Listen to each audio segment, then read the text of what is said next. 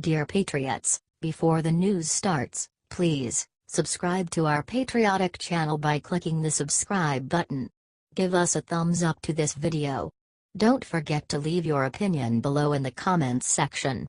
Share the news on Facebook and Twitter so you friends see it. Thank you. California high school teachers and students do the unthinkable to Trump piñata, MSM dead silent. Take a second to imagine what would happen if conservative students and teachers brought piñatas of Barack Obama to school and bashed his head in. What would happen? Suspension? Expulsion? Coast-to-coast news coverage? All answers are probably correct. However, when liberal students and teachers beat a President Trump piñata, nobody makes a peep. How awful. Check this out. From Yahoo. A California school district has launched an inquiry into footage that showed students and staff members at an Orange County high school hitting a piñata designed to look like President Trump, CBS Los Angeles reports. Footage of the incident, which took place at Laguna Hills High School, in the Saddleback Valley School District, went viral after being leaked on YouTube. According to the YouTube posting, the piñata party took place during a Spanish class, though that has not been confirmed. More. The district would not say if a staff member was reprimanded or if students were involved. This activity was not condoned, or approved, by the district, nor Laguna Hills High School, said district spokesperson Mark Perez. Personnel matters are confidential, and therefore, it is our policy to not comment on situations involving employees. Liberals, just so damn tolerant.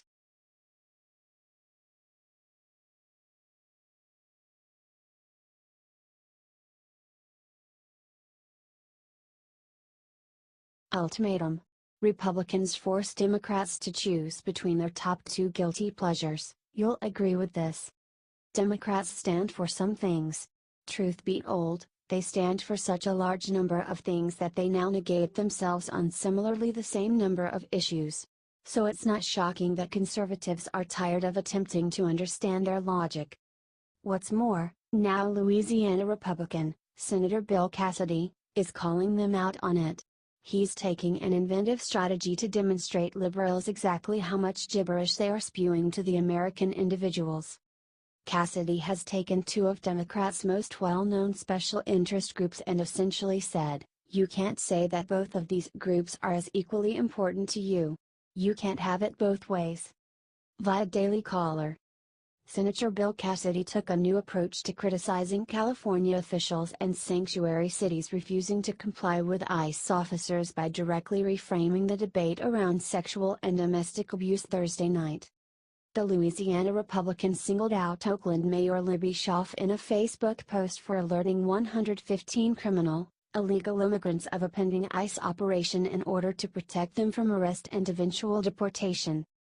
Cassidy noted that the charges for the 115 individuals included child sex crimes and that it's crazy these California Democrats are protecting dangerous criminals instead of putting the safety and security of American citizens first. Don't they care if an American's son or daughter is sexually assaulted? Don't they care if an American's mother or father is robbed at gunpoint? Don't they care if a wife or girlfriend gets beaten black and blue by her partner? Democrats need to pick. They can't be the champion of a special interest group that damages any of their other special interest groups. It simply doesn't work that way. One of the two will wind up encroaching on the rights of the other. Either illegal immigrants must be held accountable for their activities, or they will keep on committing criminal acts that harm ladies, kids, and different minorities.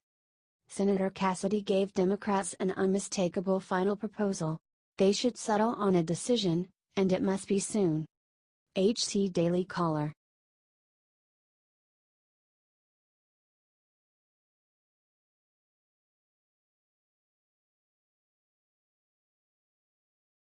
California has been warned, Sessions puts on notice I'm going to use every power I have to stop lawlessness. Attorney General Jeff Sessions ripped into California's immigration policies Wednesday. The Justice Department will no longer accept the state's refusal to comply with federal law. The inflammatory remarks come less than 24 hours after the department filed a lawsuit against California. California is using every power it has, and some it doesn't, to frustrate federal law enforcement. So you can be sure I'm going to use every power I have to stop them, Sessions said during remarks delivered at the California Peace Officers Association conference. California has enacted a number of laws designed to intentionally obstruct the work of our sworn immigration enforcement officers, to intentionally use every power it has to undermine duly established immigration law in America. The DOJ's lawsuit hinges on 3 specific laws passed by the state. Each severely limits what federal immigration officers can do to nab illegal immigrants. President Trump promised his supporters he would adopt a no-nonsense approach toward illegals. Immigration law is the province of the federal government, AG Sessions said. I understand that we have a wide variety of political opinions out there on immigration, but the law is in the books and its purpose is clear. There is no nullification. There is no secession. Federal law is the supreme law of the land. Sanctuary policies harm all Americans. California is shielding countless criminals, some of whom are dangerous. Last week Oakland's mayor openly warned residents of an upcoming ICE raid. The mayor of Oakland has actively helped aliens avoid apprehension by ICE. Her actions support those who flout the law and boldly validates illegality, Sessions complained. To make matters worse, the elected lieutenant governor of the state praised her for doing so, bragging about and encouraging obstruction of our law enforcement and the law. I'm afraid this is an embarrassment to the proud state of California. Illegal immigrant activists are getting their way on some fronts. DACA, although vulnerable, has a good chance of being renewed, the president. Nearly 2 million undocumented migrants would be protected as a result. However, the Trump administration has adopted a hardline approach toward other immigration matters. HT New York Post.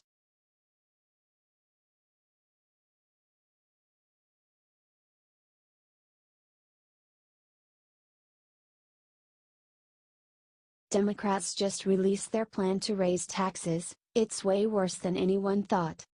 Not yet tired of losing, Democrats are combating President Donald Trump's increasingly popular tax plan by rolling out a tax hike plan of their own. Yes, tax hikes. While Trump's tax plan was initially unpopular, that's to be expected in a media where 90% of the stories run on Trump and his administration are negative. Most Americans were under the incorrect impression that they'd see a tax increase from Trump's tax plan, while only millionaires and billionaires would benefit. It's true that millionaires and billionaires will benefit from the tax plan, but that's only because everyone got a tax cut. Even in a world where everyone gets an equal tax cut as a percentage of income, suppose, a 10% across-the-board cut, liberal pundits can still spin the data to claim that the wealthy will receive a disproportionate amount of the benefits, because 10% of a millionaire's income is significantly larger than 10% of a middle-class person's. Polling is finally turning around as Americans are receiving their paychecks, and noticing more money in them. Not only that, 3 million workers got bonuses from their employers as a result of tax reform at the end of the year, and will see similar bonuses next year. It's hardly something I'd try to undo if I were a politician, but, apparently desperate to lose more elections, Democrats are officially unveiling a plan to hike taxes. According to Forbes, congressional Democrats released a detailed tax hike plan that they promised to implement if given majority control of the House and Senate after the 2018 midterm elections. So much for the crocodile tears about the deficit. Democrats want to raise taxes not to reduce the debt, but rather to spend that tax hike money on boondoggle projects. Here are the details.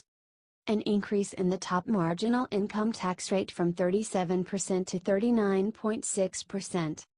An increase in the corporate income tax rate from 21% to 25%.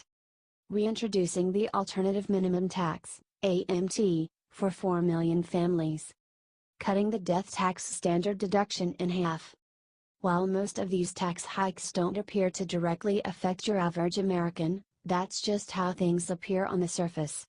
Does anyone think corporations would have been dishing out $1,000 to $2,000 bonuses to their employees and celebrating of tax reform if it weren't for the corporate tax cut they received? What about the investment by those companies into new workers, and wage increases? Of course not. While Democrats can accurately claim that the middle class won't see their taxes increased under their plan, they'll still be paying for it. Let's keep our fingers crossed that Democrats campaign on this disaster. Will Democrats lose under this plan? Tell us your thoughts below. H.T. Forbes.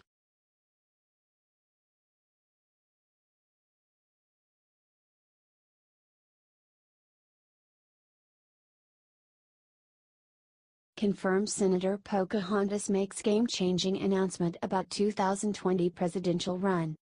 President Elizabeth Warren? Sounds just as terrible as President Bernie Sanders. Neither person would be good for America. However, Pocahontas has just made her 2020 intentions crystal clear. Here's the scoop. From New York Post. Also Sunday, Warren denied she intends to challenge Trump in 2020. "I am not running for President of the United States," she said. Warren said she also is concerned Trump's lack of staffing and expertise at the State Department can undercut his planned meeting with North Korea's leader Kim Jong-un. Daily Caller has more. She also talked about Trump referring to her as Pocahontas in the same interview, saying, "It's about my family's story because my family's story is deeply a part of me and a part of my brothers. It's what we learned from our parents. It's what we learned from our grandparents. It's what we learned from our aunts and our uncles. I went to speak to Native American tribal leaders and I made a promise to them, that every time President Trump wants to try to throw out some kind of racial slur, he wants to try to attack me, I'm going to use it as a chance to lift up their stories, and I'm going to do that right now by pointing out that more than half of all Native women in this country have been the victims of sexual violence, and more than half of them are attacked by non-natives, and the American government is doing nothing about this." Thank goodness she's not running. Let's see if she sticks to her words, though.